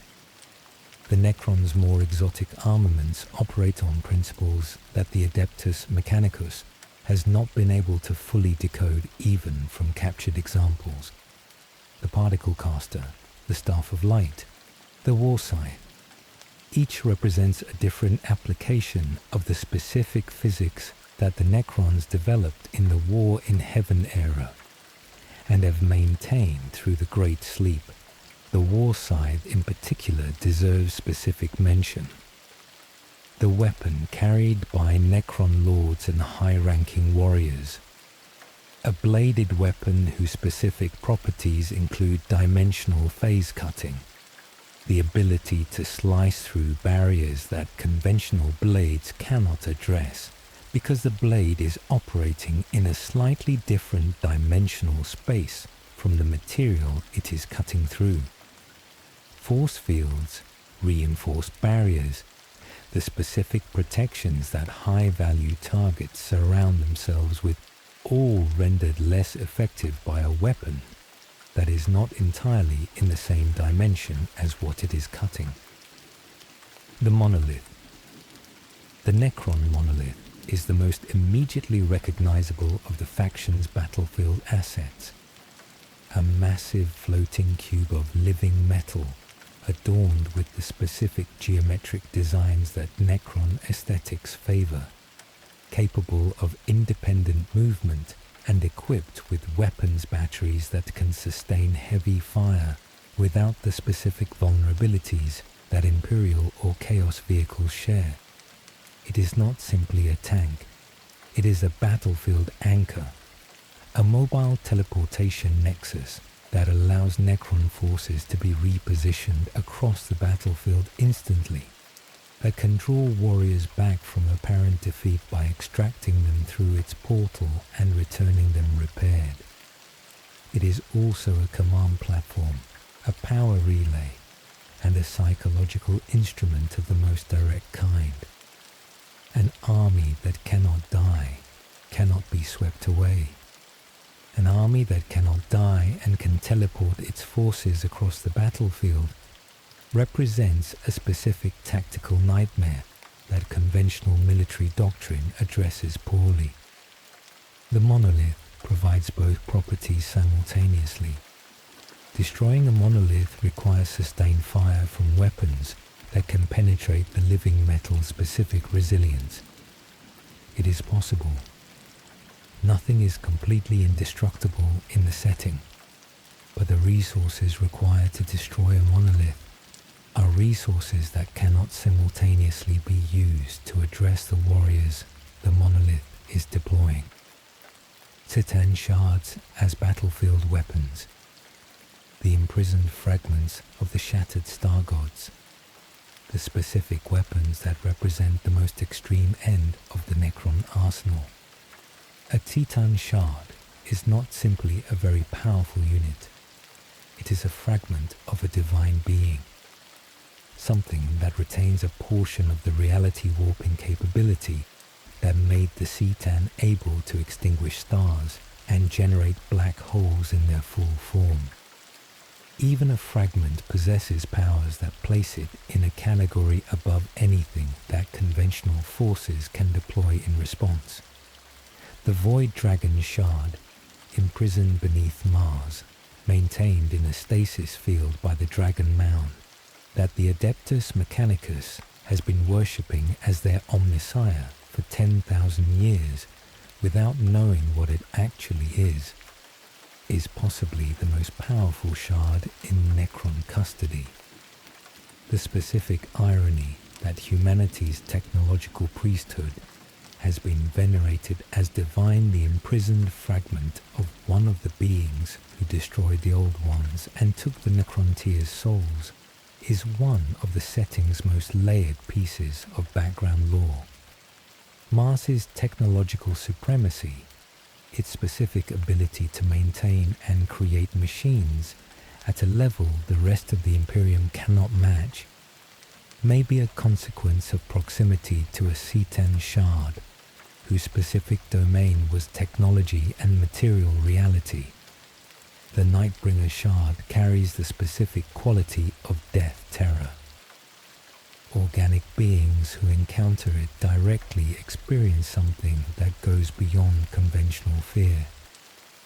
The specific ancient dread that the Citan had encoded into the fears of organic life during the war in heaven, when the Nightbringer's feeding had made its image the foundation of every mortality-aware species' deepest fear. The Grim Reaper of human mythology, the skeletal figure in a dark robe with a scythe, is believed to be the specific psychic imprint that the Nightbringer left in the collective unconscious of humanity across millions of years of organic evolution. What Necrons do not need, the specific tactical advantages of fighting without any of the requirements that organic armies depend on, are worth enumeration, because they are not simply conveniences, but fundamental structural differences in how a Necron force operates compared to everything else. No food. Organic armies require supply lines. Those supply lines are vulnerable. Cutting them is a standard tactical objective in conventional warfare. Necrons have no supply lines to cut. They do not require food, water, oxygen, or any other biological necessity. an army that cannot be starved, cannot be poisoned, cannot be deprived of resources by denying them access to their supply chain. This removes an entire category of tactical option from the playbook of any commander facing them. No morale. Organic troops can break. Under sufficient pressure, with sufficient casualties, with sufficient fear, they run, or they surrender, or they fail to advance when the specific combination of stimuli that produce panic overwhelms their training. Necrons do not have morale in this sense. They advance at the pace they advance at, and they continue advancing until they have been destroyed, or their tactical objectives have been achieved. The specific psychological pressure techniques that are effective against organic forces, terror, display of overwhelming force, the deliberate breaking of will, have no application against a force that lacks the will to break. No need for medical care. The casualties of organic armies require resources to treat, medics, hospitals, the specific infrastructure of keeping wounded soldiers alive until they can return to combat. Necrons repair themselves or phase out to the tomb for repair. The resources that an imperial force has to dedicate to keeping its personnel alive are resources that a Necron force does not need to allocate. No psychological damage from sustained combat.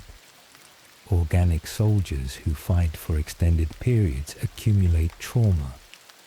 The specific psychological wounds of witnessing death and violence and the extremes of combat experience. Even the most capable human soldier has a limit. Necrons do not accumulate trauma in this sense. They fight as effectively at the end of a years-long campaign as at the beginning. What Necrons lack? The specific qualities of organic warriors that organic warfare tends to produce. Creativity under pressure. The specific irrational heroism that emerges when organic beings find themselves in situations where the rational response is retreat. The capacity for the kind of sudden tactical inspiration that sometimes turns a losing engagement into a victory through means that no planning could have anticipated. The Necrons are extraordinary warriors. They are not the best warriors in every situation. They are the best warriors in most situations. The gaps in their capability are specific and can be exploited by commanders who understand them. The problem is that most commanders who face Necrons for the first time do not understand them, and by the time they do, the battle has usually been decided. Sleep well. 2 more parts remain, and the Silent King is making his final calculations. The Great Rift changed everything, not just for the Imperium, for every faction in the galaxy, including the Necrons. The specific catastrophe that Abaddon's 13th Black Crusade had been building toward for 9,000 years did not simply create a new obstacle for the Imperium. It altered the fundamental conditions of the galaxy in ways that the Necrons, with their 60 million years of perspective, understood differently from every other faction. Tonight, we follow the Necrons through the 41st millennium's most consequential events, from the battles that defined their re-emergence to the Great Rift's formation and what the Silent King's return means for the galaxy's near future. The War of the Beast. In the 32nd millennium, 1,000 years after the Horus Heresy, long before the events of the standard 40,000 setting, something happened that the official timeline references, but the standard setting does not explore in the same depth.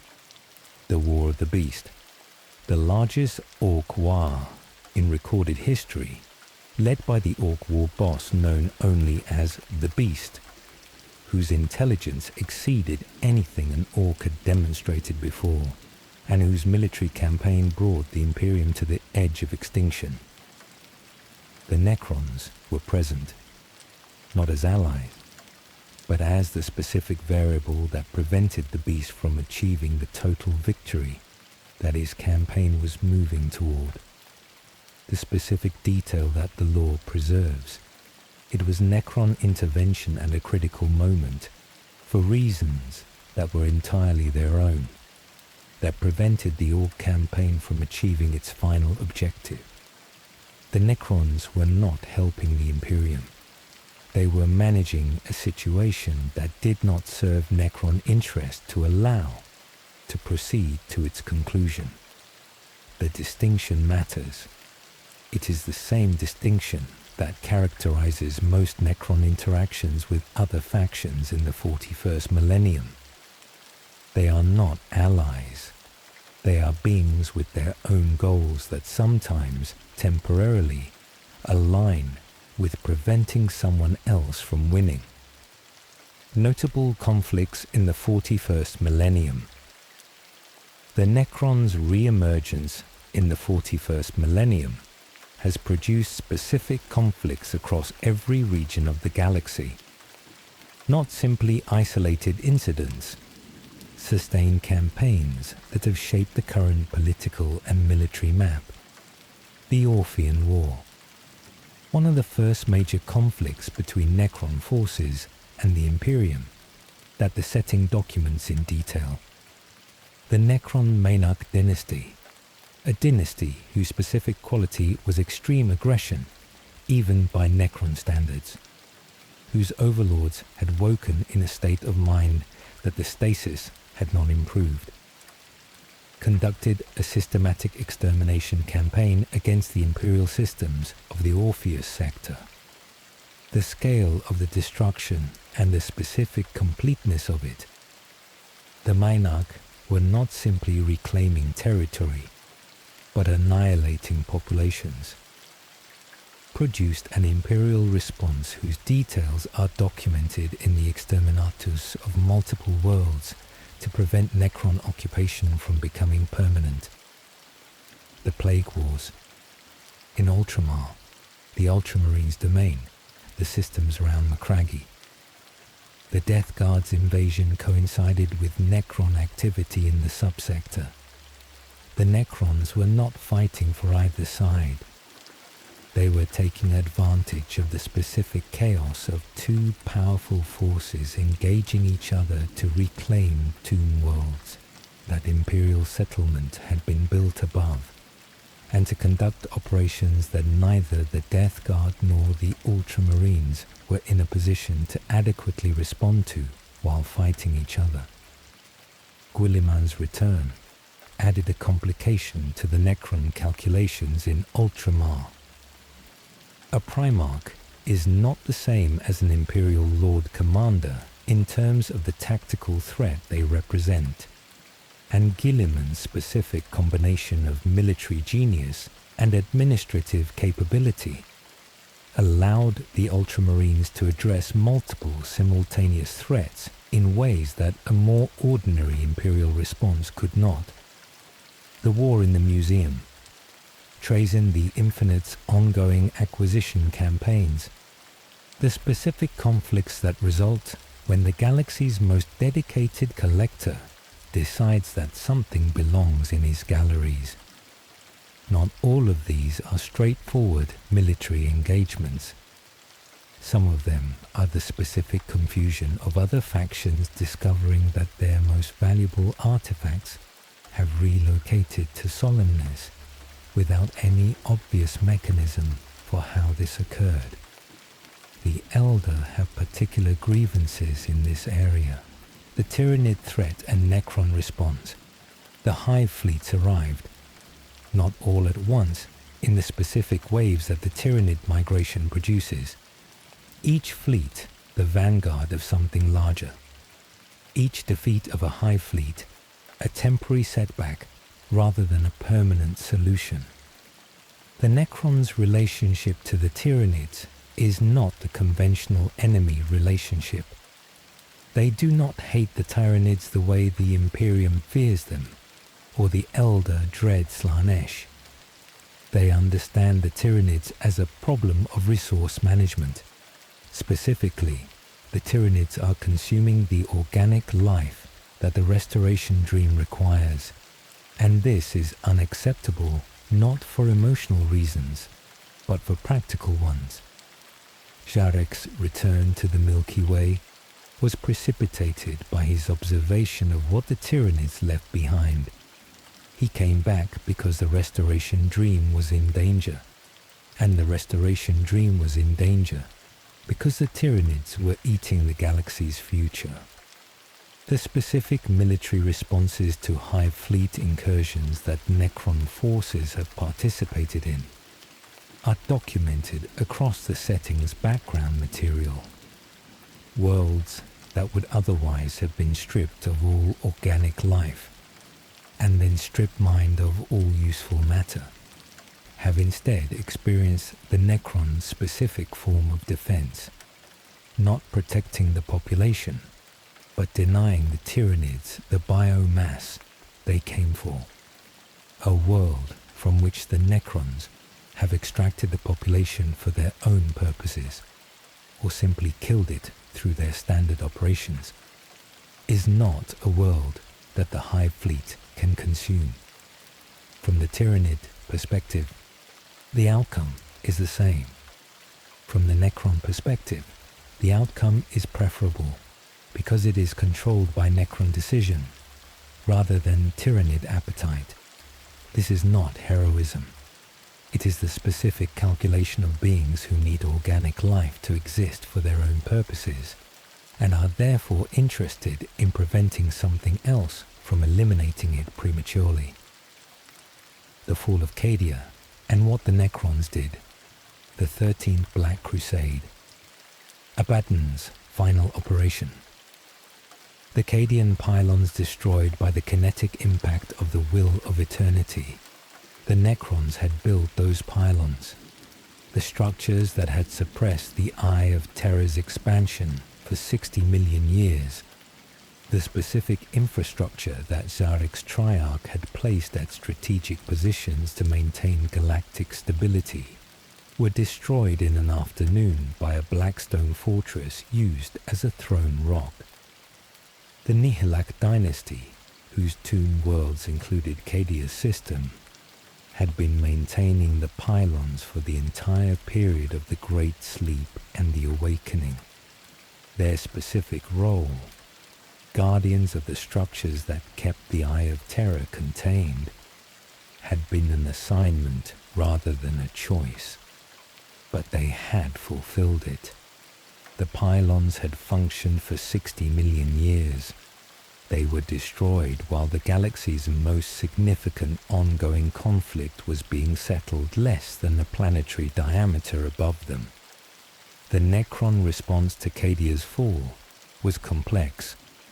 Some dynasties recognized the destruction of the pylons as a catastrophic loss. The specific infrastructure that had been maintaining galactic stability for longer than any currently living species had existed, gone. The great rift that formed in the pylons' absence was not simply an inconvenience. It was the elimination of the specific suppression that Necron technology had been providing. Trazyn the Infinite, as documented earlier, chose to help, opening his galleries, releasing preserved Imperial heroes, contributing to the Celestinian Crusade in ways that his motives do not fully explain. Whether this was the specific calculation that galactic stability served Necron interests, or something approaching a personal decision for reasons that are not reducible to strategy, is one of the questions the setting leaves open about its most interesting Necron character, the Silent King's revelation. In the aftermath of Cadia's fall, As the Great Rift settled into its permanent configuration across the galaxy's midsection, Sarek made the most significant announcement of his return. He gathered the Triarch. He contacted the major dynasties through intermediaries and direct communication. And he revealed, in terms that were specifically chosen to be comprehensible to Necrons, who had been operating without central authority for 60 million years, the full scope of the situation. The Tyranids were the primary existential threat to the Restoration Dream. Not Chaos, not the Imperium, not the Eldar, the Tyranids, because the Tyranids were the specific threat that could eliminate the organic life the Restoration required before the technology to use it could be developed and deployed. The Great Rift's formation had done something that the Cadian pylons had been preventing. It had created a galaxy-wide instability that the Tyranids could exploit in ways that a stable galaxy had not permitted. The warp storms that the Great Rift generated interfered with the hive mind's communication in specific ways, but they also interfered with the Imperium's ability to organize a coherent defense. The Necrons needed to act, not simply react, act. The specific capabilities they possessed, deployed with the strategic intentionality that Sarek's 60 million years of thinking had produced, could address the Tyranid threat in ways that no other faction could achieve. He proposed the Nexus arrangement, a systematic plan for Necron military deployment against the Tyranid hive fleets, coordinated across dynasties that had been operating independently, focused on the specific tactical problem of denying the Tyranids the biomass absorption that powered their campaign. The dynasties heard him. Not all of them agreed. Not all of them were willing to set aside their individual campaigns and reclamation projects in favor of Zarek's larger strategic vision.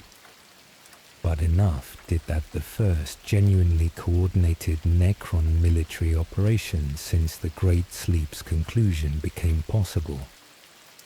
The Indomitus Crusade and the Necron Factor, Guilliman's Indomitus Crusade. The massive Imperial military operation that deployed the Primaris Space Marines across the fractured Imperium, encountered Necron forces at multiple points. These encounters were not all hostile. The specific development that the Dark Imperium and subsequent publications document. In certain sectors, Necron forces and Imperial forces found themselves fighting the same Tyranid hive fleet elements simultaneously, without coordinating and without fighting each other. Not an alliance, a parallel operation that served both parties' interests in the specific situation of a Tyranid incursion that neither could address as effectively alone. Sharek's calculation, the Imperium, flawed as it was from the Necron perspective, a theocracy built on the ruins of what the galaxy could have been, was nevertheless the largest collection of organic bodies in the Milky Way.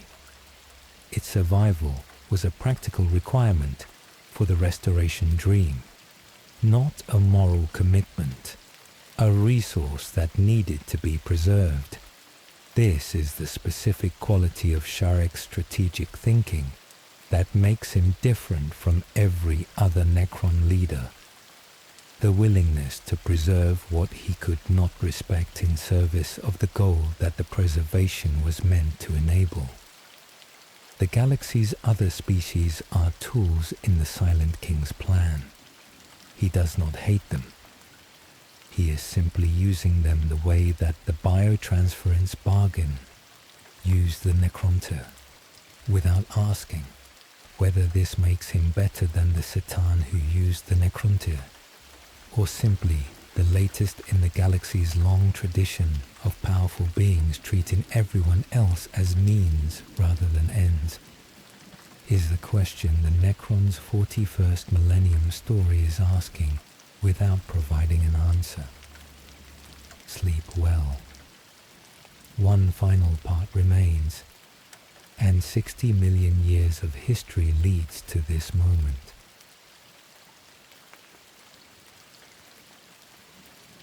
Welcome back. This is the final part. Let everything slow. We have followed the Necrons from the Necrontyr homeworld under its killing sun, through the war in heaven and the biofurnaces and the great sleep, through 60 million years of silence and the awakening that is still unfolding in the 41st millennium. This is the question the series ends with. Not a military question, a philosophical one. What does it mean to be a Necron? What is the specific condition of beings who got everything they wanted and lost everything that made wanting it meaningful? The bargain in full. Step back and look at the bargain the Necrontyr made with complete clarity. They wanted immortality. They received it. Their bodies cannot be permanently destroyed, only scattered, only temporarily disabled.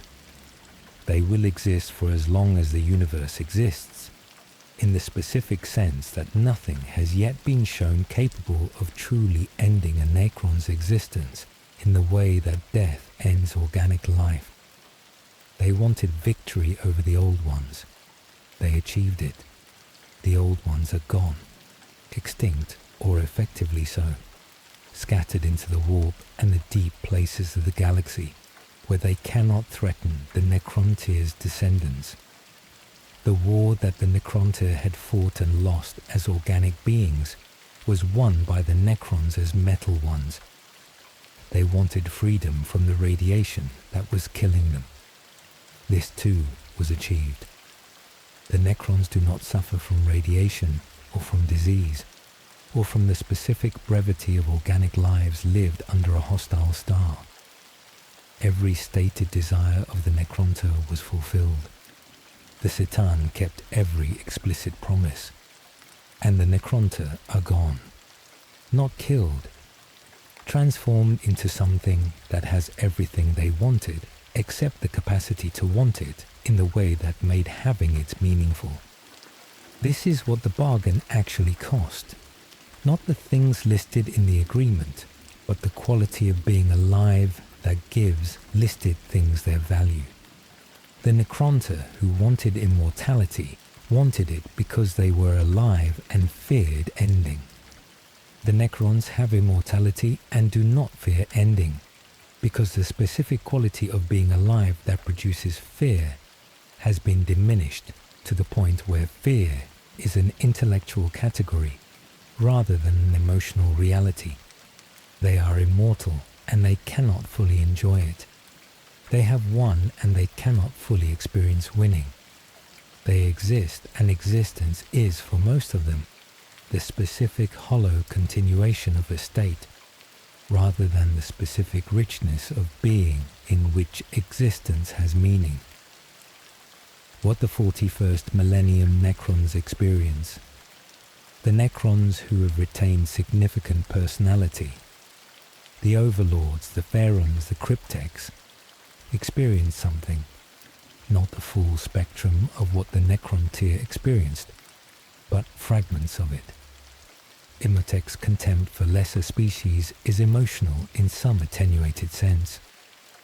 Trazin's obsession with collecting is, in whatever way obsession functions in a metal consciousness, a genuine drive.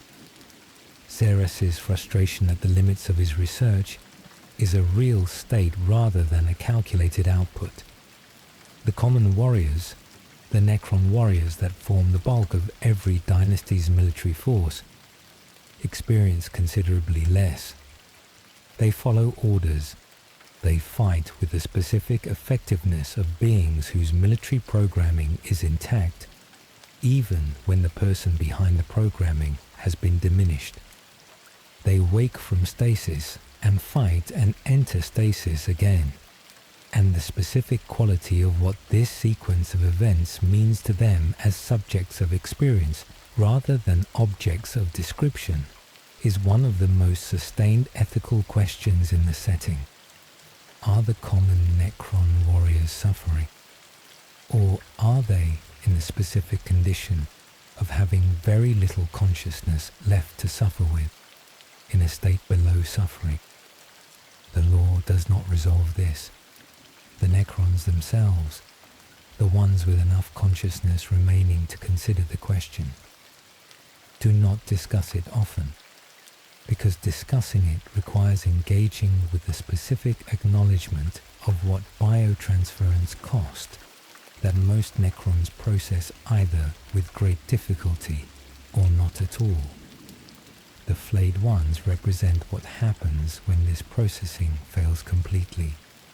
The warriors whose consciousness survived the great sleep in a state of continuous focus on the loss of their biological nature, who woke obsessed with flesh, because 60 million years of unintended contemplation of what had been taken produced a pathological relationship to the thing that was missing, are the specific worst case of what it means to carry the weight of biotransference without the processing mechanisms that most Necrons developed to cope with it. They are not evil. They are broken in a way that produces behavior that looks like evil and functions like evil and causes the same harm as evil would cause. The distinction matters to the Silent King, who has not found a solution for them, who knows that every flayed one was once a Necrontyr, who entered the biofurnaces believing that they were about to receive what their species had always wanted. Sarek's dream and whether it can be fulfilled. The restoration dream, the reversal of biotransference, the reclamation of biological existence for a species that has been metal for 60 million years. Whether this is achievable is the question the setting does not answer, and the question is left open for the same reason that the best questions in long-running universes tend to be left open, because the answer would end something that is more valuable open than resolved. What exists in the law? Xeris's research is advancing. The specific understanding of what consciousness is, of what the soul represents in scientific rather than theological terms, is greater in Xeris's mind than anywhere else in the galaxy. The Necrons have the technological capability to do things that no other faction can approach. The organic life that the restoration requires, which is why the Tyranid threat must be addressed, exists in sufficient quantity that the dream is not yet foreclosed by resource unavailability. The obstacles, 60 million years of having been metal, the specific changes that the Great Sleep has produced in Necron consciousness, the diminishment, the damage, the flayed ones who represent the worst outcomes, the question of whether a Necron consciousness that has existed in metal for 60 million years would, if restored to biological form, be recognizably continuous with the Necrontyr who entered the biofurnace, whether restoration would produce a Necrontyr, or simply a biological being with access to Necron memories. Whether those are the same thing or different things is the question that philosophers would debate, and that the Necrons themselves avoid asking directly, because the answer might be devastating. Sarek's dream may not be achievable in any complete sense. The Necrontyr who entered the biofurnaces are not recoverable. They are 60 million years gone. What can potentially be recovered is something new. Beings who carry their memories and their personalities and their relationship to the history of the Necrontyr, expressed in biological form. Whether this constitutes the Necrontyr being given back what was taken, or a new species being created from the material of what the Necrontyr became, is a distinction that may not matter in practice and may matter enormously in principle. The galaxy they are reclaiming. The galaxy that the Necrons are reclaiming is not the galaxy they left. This is the most basic fact of the 41st millennium's Necron situation, and it produces the specific texture of the awakening that the setting has been documenting. They were the dominant civilization when they entered the Great Sleep. The galaxy was theirs. Their technology was unsurpassed. Their military was undefeatable. Their ancient enemies were gone. They slept as the rulers of everything they could reach. They are waking into a galaxy where multiple species have developed civilizations that did not exist when they went to sleep, where their own tomb worlds are occupied by people who have been living there for generations and who have no awareness that the ground beneath their feet was not always theirs, where the specific political map of the 41st millennium, the Imperium's million worlds, the Tau Empire's expansion, the Eldar craft world's scattered remnants, represents a dense settlement of what the Necrons consider their domain. The specific interactions this produces, not simply military conflicts, but the particular confusion of civilizational collision between beings operating on completely different temporal scales. A planetary governor who discovers that his world's claim predates the Imperium by 10,000 years is not prepared for the information that the Necrons have records of that same world being assigned to a specific dynasty 60 million years before the governor's species existed. The legal framework of the 41st millennium has no mechanism for 60 million year old property claims. The Necrons are not troubled by this. They do not require the Imperium's legal framework to validate what they understand as simple fact. One final image. Somewhere in the underground complex of a world that has been inhabited by a human population for 2,000 years, a stasis field deactivates. The Necron overlord who emerges from it runs diagnostics. The tomb complex is functioning. The Canoptech constructs have maintained it across the millennia. The geological records indicate that the surface has been significantly rearranged since the tomb was sealed. New structures built by the beings who arrived after the Great Sleep began. He queries his records, the world's designation, the dynasty whose territory it belongs to, the specific date of the tomb's sealing, the expected conditions upon awakening. The records show this world was assigned to his dynasty in approximately M31.000 before current reckoning. The tomb complex was built in the period before the Great Sleep. The expected awakening conditions specified that organic life would have developed sufficiently by the 41st millennium for restoration research to proceed. The surface scans show a population of approximately 4 billion humans, a standard Imperial colony world, no awareness of the Necron presence below. He begins drafting orders. The Canoptech construct will need to expand the complex to accommodate the awakening warriors. The surface assessment will need to be completed before any direct engagement with the population. The strategic picture of the local region will need to be updated. 60 million years is a long time, and the current map will not resemble what the records contain.